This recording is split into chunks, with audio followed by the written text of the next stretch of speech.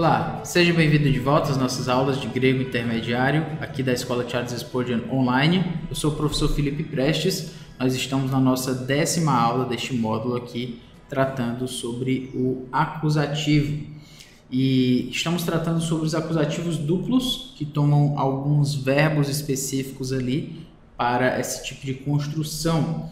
Por essa razão, estamos aqui traduzindo algumas das ilustrações que Daniel Wallace coloca para nós, para que assim a gente veja como funciona essa relação aí de acusativo de pessoa, coisa, né? Toda essa questão. Lembrando que esse tipo de acusativo, ele existe, né? Ele aparece quando nós esperaríamos, na verdade, talvez um dativo, e na verdade o grego nos dá um acusativo, né? É mais ou menos essa ideia aí que nos é passada quando a gente olha para esse tipo de coisa.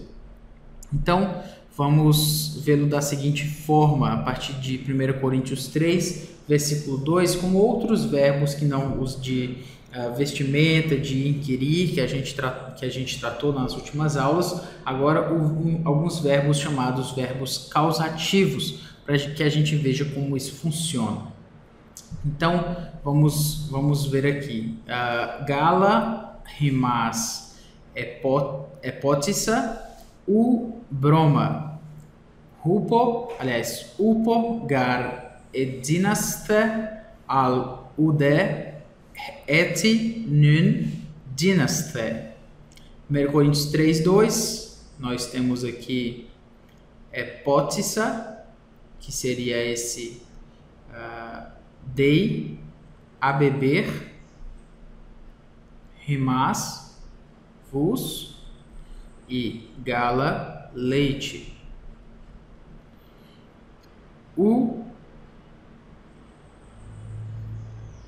Broma, que seria não vos dei alimento sólido, certo? Então, não é que esse dar aqui, vos dar, ele está implícito, certo? O não é o e alimento sólido é broma.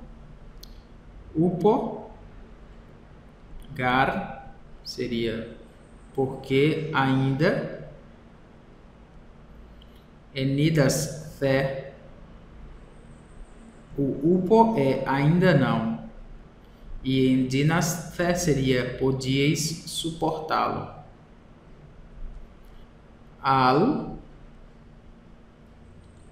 ude, que é al ude eti, que é nem ainda agora. O nun agora, né? Nem ainda agora dinaste, podeis. E aí, porque ainda sois carnais, é o que vem possivelmente no próximo versículo. Então, o que é que nós temos aqui? Nós temos leite vos dei a beber. Então, eu dei para vocês, eu dei leite para vocês beberem. Vamos aqui olhar a partir do verbo, né? Nós temos aqui o verbo epótissa, seria dar a beber, o rimas, que é o acusativo, e o gala também, leite aqui, acusativo. O que nós temos, portanto, é dar a beber, vos, rimas e leite.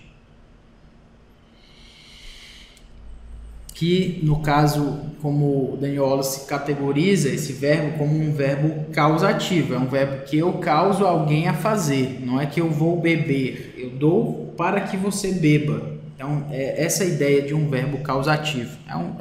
É um tipo de verbo muito comum, inclusive, no hebraico. Talvez seja uma construção mais semítica aqui, mas enfim.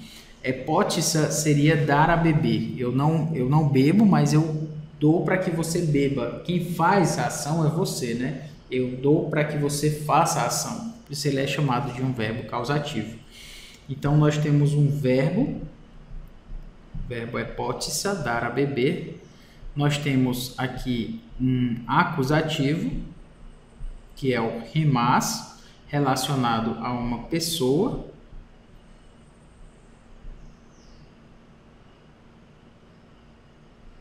E um outro acusativo, gala, relacionado a leite, que é coisa. Se você quiser pensar da seguinte forma, buscando a transitividade do verbo, quem dá a beber, né? Quem dá a beber, dá algo a beber para alguém, certo? Quem dá a beber, dá algo a beber para alguém. Esse algo seria o objeto direto e o para alguém seria o objeto indireto no português. Como nós esperaríamos isso no grego, nós esperaríamos que esse para alguém fosse aqui usado um dativo, né? Já que ele teria uma função mais ou menos aí de objeto indireto. Mas não é o caso. O que é usado aqui são dois acusativos, um duplo acusativo, especialmente acusativo duplo de pessoa, coisa, com verbos causativos.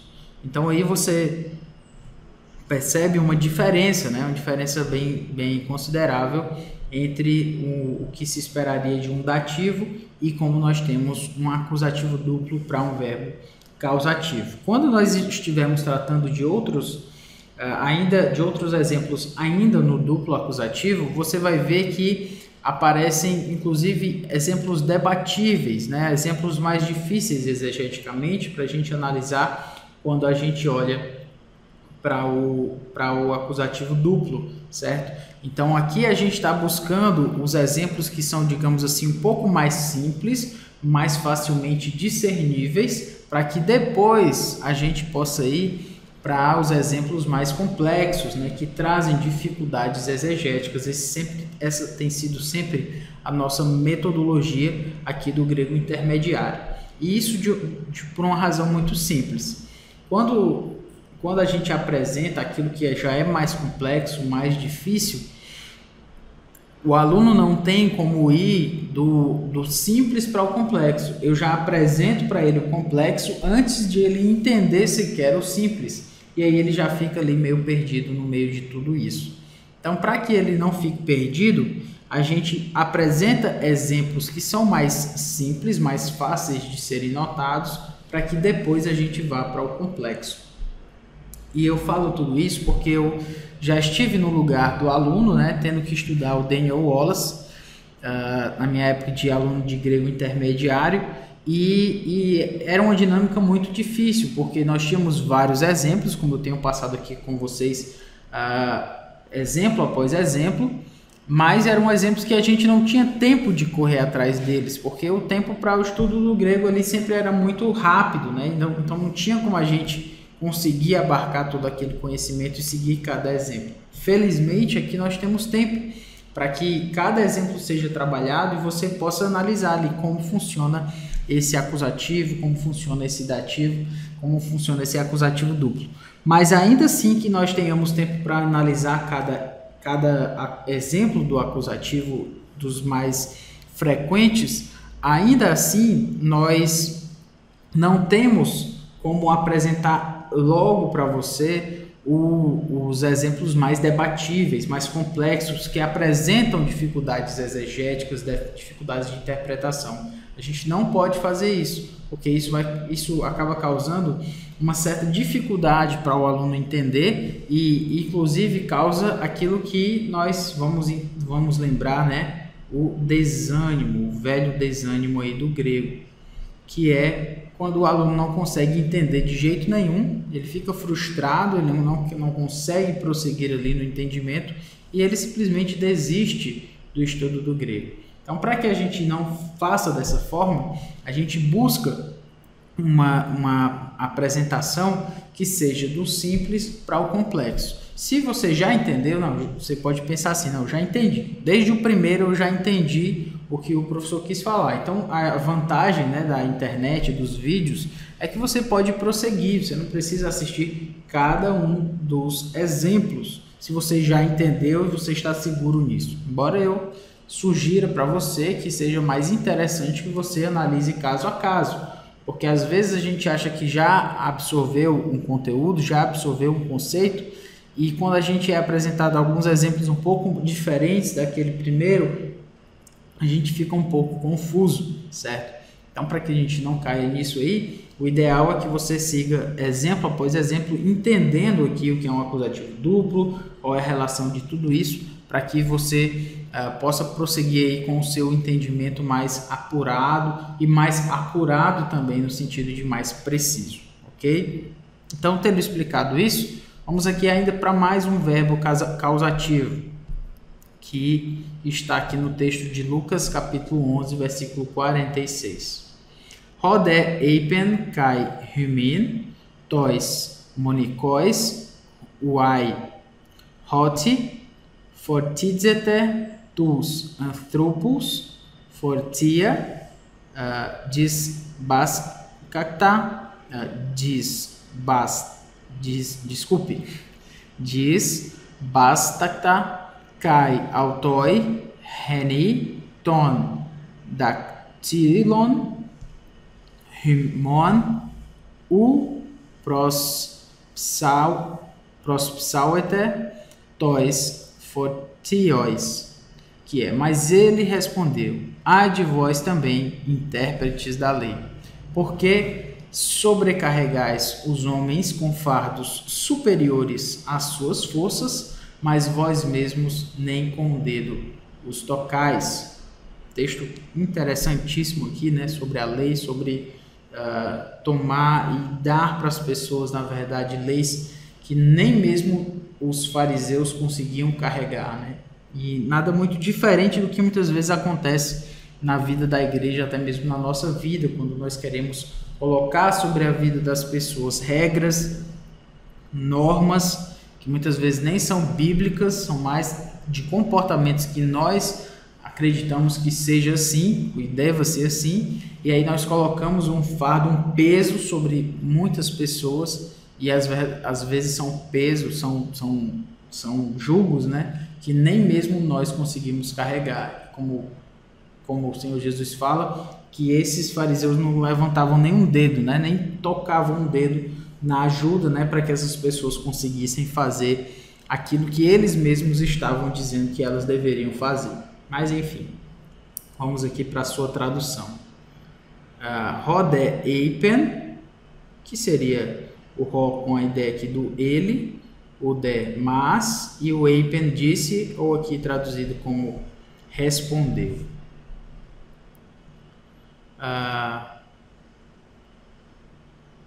O ai é o ai, certo? Ai. Himin, que é de vós.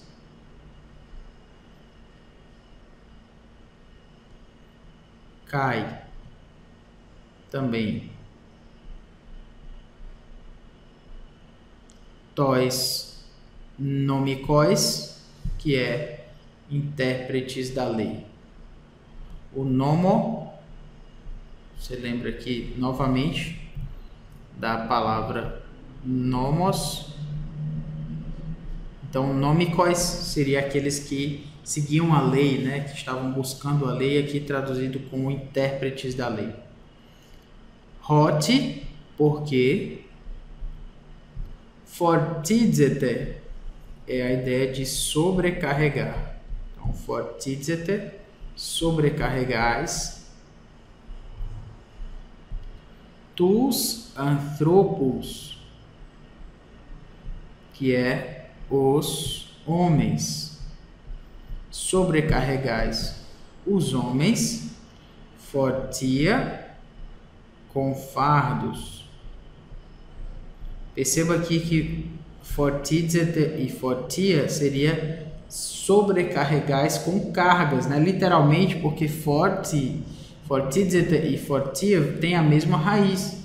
Então, talvez uma forma de perceber aí a relação entre elas seria porque sobrecarregam os homens com cargas, né? Essa é a mesma raiz, a mesma palavra, né? Então, só para que você perceba aí que tem essa relação. Às vezes os tradutores eles utilizam palavras que poderiam ser inclusive semelhantes, para mostrar que são duas palavras até bem semelhantes lá no grego. Então aqui fardos e sobrecarregar tem essa relação, mas talvez a relação poderia ser ainda mais clara se as palavras fossem utilizadas com a mesma raiz, certo? Mas enfim, fortia disbastakta, que seria uma carga assim absurda, né? Então, superiores às suas forças. Kai autoi, mais vós mesmos. Reniton dactilon, seria vós nem com um dedo.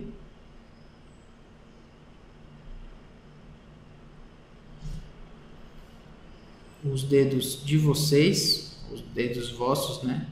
O prossauete, que tocais, não tocais, literalmente. Tois fortios, que são as cargas ou os fardos. Aqui foi traduzido como os, né?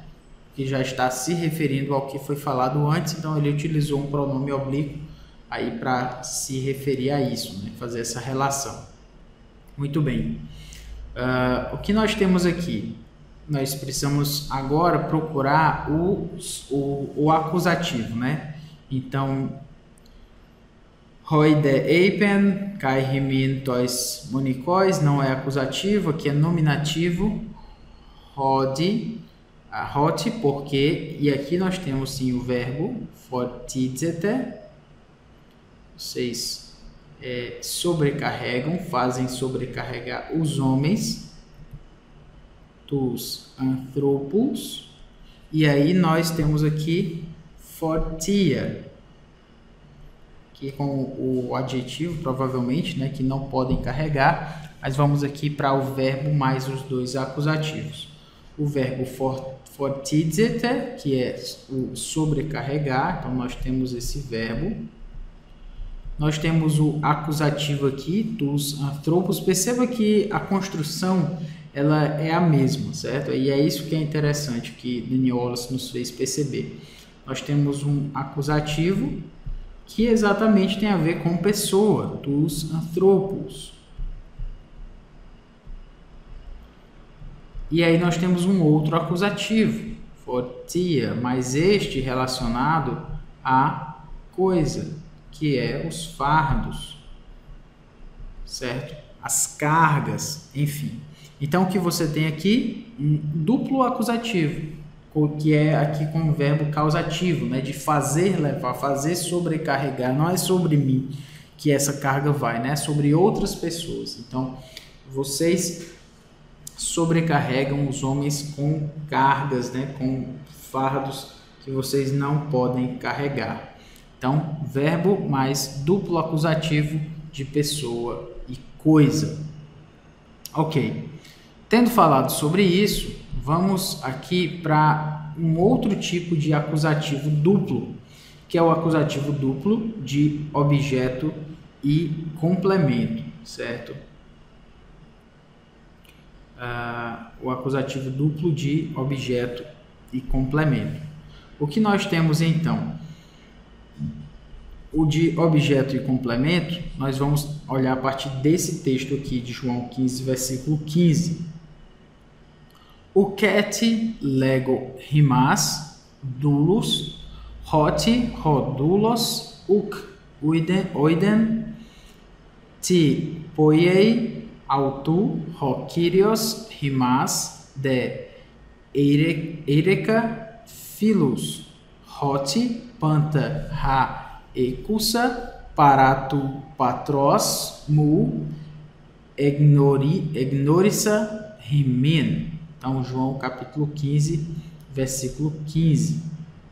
Já não vos chamo servos, porque o servo não sabe o que faz o seu senhor, mas tenho-vos chamado amigos, porque tudo quanto ouvi de meu Pai vos tenho dado a conhecer. Então, o cat é não mais. Então, seria esse já não, certo? A ideia de não mais, não vou fazer mais isso, enfim. Lego é eu chamo, eu digo. Vos, rimas. Então, vos, chamo. Lego, rimas. Dulos, que é servos no acusativo plural. Então, já não vos chamo servos. Hot, porque. Rodulos, o servo. Uk, não. Oiden, não sabe. Tipoiei é o que. Poiei é faz. Rokirios, o senhor. Autu, ou o senhor dele, o seu senhor. Eireka, então, tenho chamado.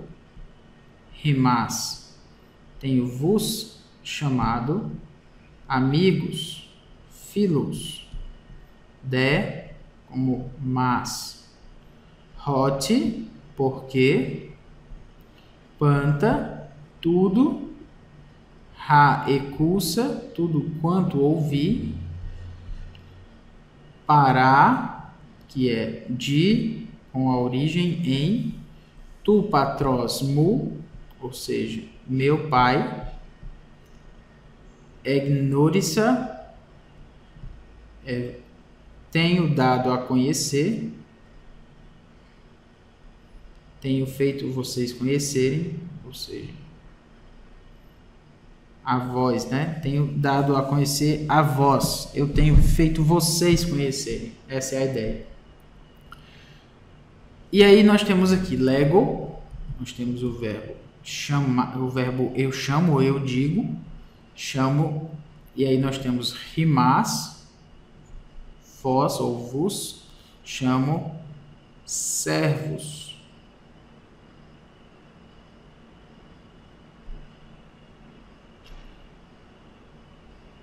E aí, nós temos da mesma forma aqui, lego, chamo, rimas, vos, dulos, servos. Então, o que nós temos aqui? Nós temos um verbo, mais um acusativo, mais um acusativo. Mas há uma diferença aqui entre os outros que nós estávamos falando. Aqui nós temos mais uma ideia de adjetivo, né? Dulos. Eu chamo vocês de servos. Então, nós temos aqui um objeto, eu chamo vocês. Esse acusativo aqui é um objeto. Já esse acusativo aqui é um complemento. É um complemento do objeto. Por quê? Porque dulos diz algo sobre rimas. Eu chamo vocês disso. Esse dulos aqui no português nós chamaríamos de que ele está predicando, né? Que ele está dizendo algo sobre o rimar, sobre vós. Então, o que nós temos no português aqui seria um predicativo do objeto.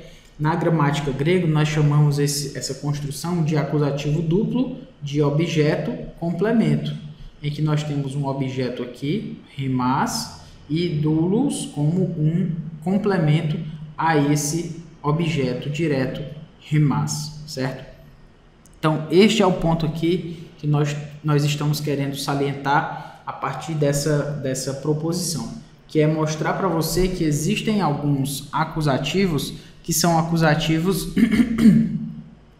duplos, especificamente falando aqui de acusativos duplos de objeto complemento, que são esses que nos fazem lembrar essa construção de predicativo do objeto, como a gente vê no português.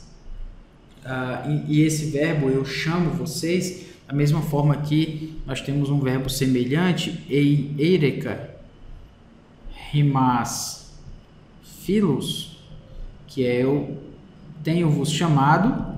Tudo tenho-vos chamado aqui é um verbo só. Desculpe, tenho chamado. E aí o vos aqui, rimas, e o amigos, filos. Da mesma forma, um verbo que tem um objeto, vos, e um complemento aqui, no caso, uma espécie de adjetivo. Tenho chamado vocês de amigos, né, de pessoas. Neste caso, ele que nós temos aqui também é um complemento. Então, é um acusativo duplo de objeto complemento, em que esse complemento diz algo sobre o objeto direto, e dessa forma, o que nós chamamos em português de predicativo do objeto.